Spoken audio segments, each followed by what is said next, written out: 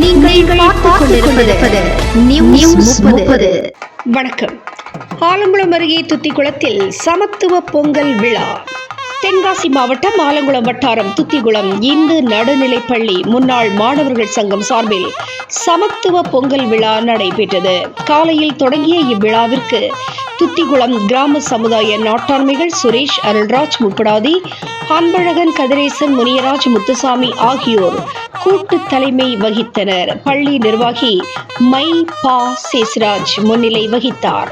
தலைமை ஆசிரியர் ஆரோக்கியராசு அனைவரையும் வரவேற்று பேசினார்.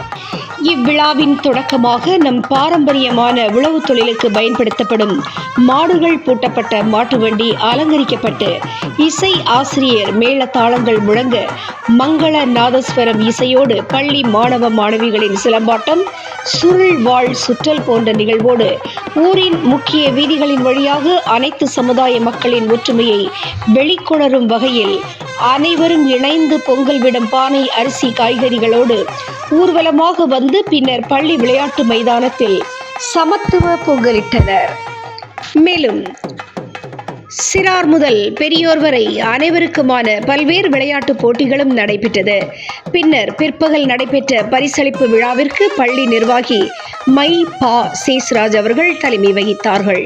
இவ்விழாவில் ஓட்டப்பந்தயம், நீளம் தாண்டுதல், உரியடித்தல், இசை நாற்காலி, மெதுவாக வேகமாக சைக்கிள் ஓட்டுதல், வண்ண கோலமிடுதல் போன்ற போட்டிகளில் வெற்றி பெற்றவர்களுக்கு பரிசுகளை பள்ளி நிர்வாகி மற்றும் ஊர் நாட்டாண்மைகள் இணைந்து வழங்கினார்கள்.